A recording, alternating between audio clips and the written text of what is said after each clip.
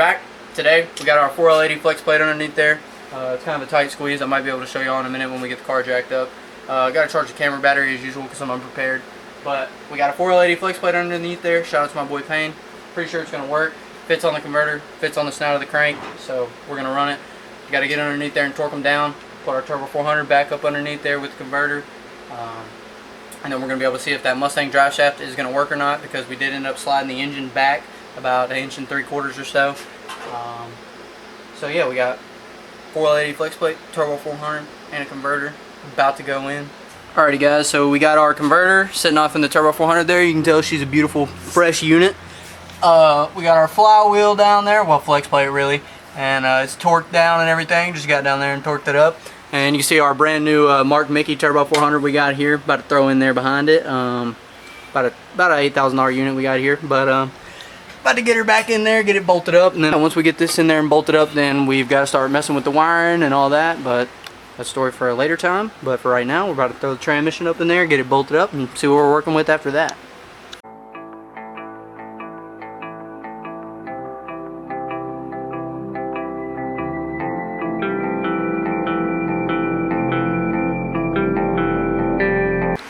Alrighty, so we got our intake thrown back on there, running some bolts down on it, just got it tightened down. Yeah, so pretty much what we've got here is 4.8 TBSS intake, Turbo 400 behind it, 4L80E flex plate. We did some measurements. We do believe a Mustang drive shaft is going to work. I got to go pick one of those up to try and see. Got a buddy who's got one that we're going to be able to get from him. So yeah, that's good.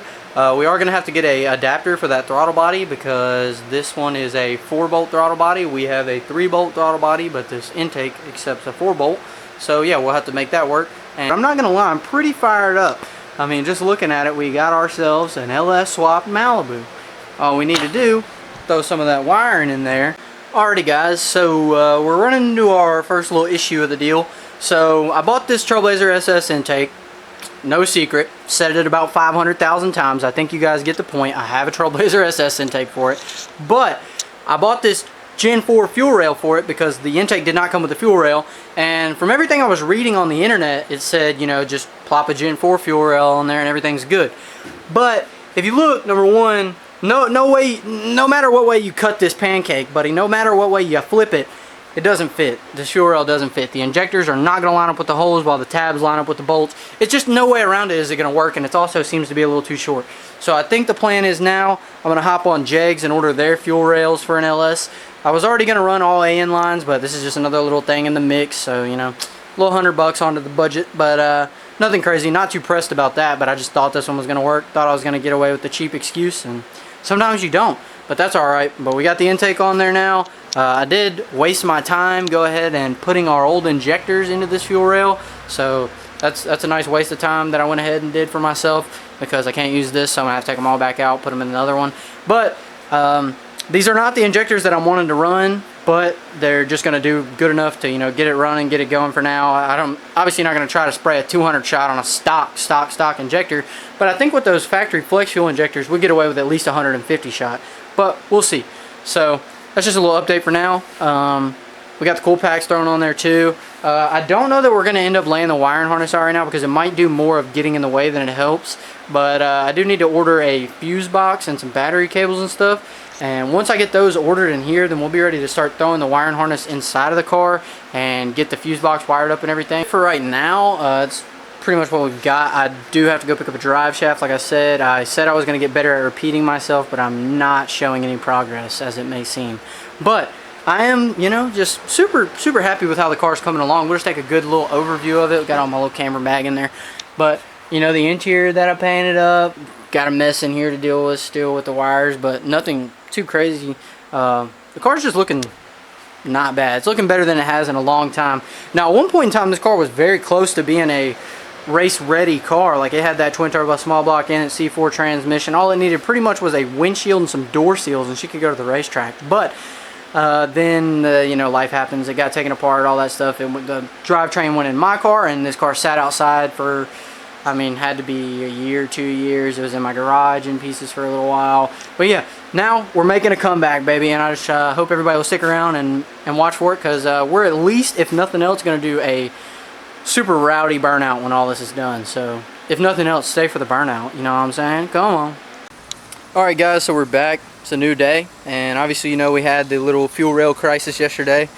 Well, my buddy that hooked me up with the flex plate, he hit me up and he was like, yeah, I have a sheet metal intake over at the house.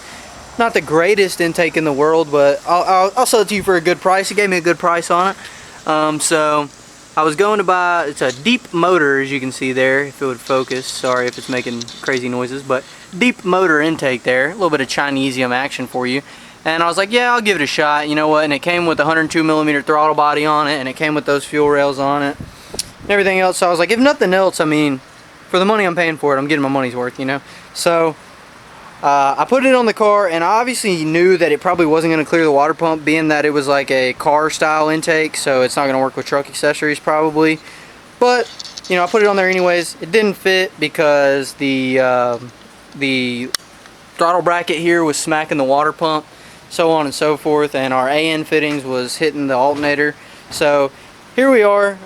We got the Trailblazer SS intake. We took the fuel rails off of that intake. We're going to build some brackets that come up and around the intake there to hold the fuel rail down. And then it's got the little crossover AN line there. We got the 102mm throttle body that came with that intake on there. It's working fine and dandy. So we're going to run that because it's 4 bolts, so we don't need the adapter anymore.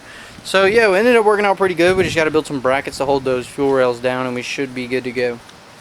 We got the intake stuff taken care of, and then we started messing with the drive shaft, trying to figure out a U-joint, because this Mustang drive shaft is going to fit, it's going to work for us. We just got to get a U-joint to put that Turbo 350 yoke on there. Now this is a Turbo 400, but it's the long-tail Turbo 400, so it doesn't have the big yoke, it has the small yoke. So anyways, we've been chasing U-joints all day. We had like 5 or 6 different ones out here. I've been to the store about 3 different times. If anybody's ever done something like this, you know how the U-joint crisis always goes. Like when I did my 4L80 swap, bunch of U-joints to go through. Just, anyways, you find the right one eventually, and then you write that number down. You never lose it, and if you do, you're very upset about it. But anyways, we did not end up finding the correct U-joint we need today. I believe that we need a 1310 to a 1330 U-joint. I'm going to order one of those here in a minute, so it should be here by next weekend. I didn't get a crazy amount of video this weekend just because stuff we were doing was just kind of stuff that's like just kind of hard to film. Like it's all tedious small stuff, like I was taking these fuel rails off, and we did end up taking these brackets that were holding the fuel rail to this intake, and I'll show you what we did with them in here.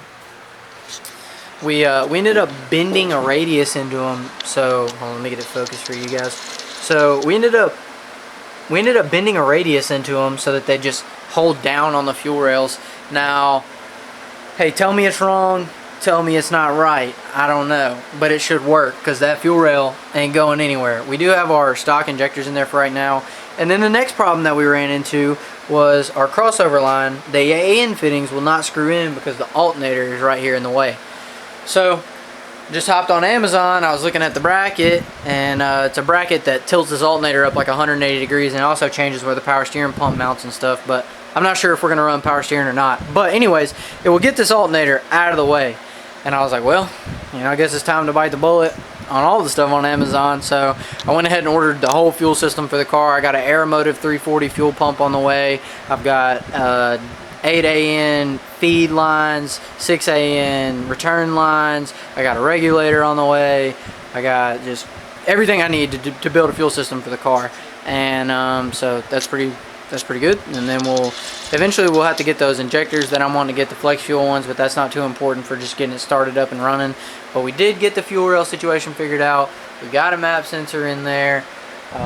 We got that 102mm throttle body hanging in there. We still got to get a throttle cable for that bad boy. That, you know what I'm saying?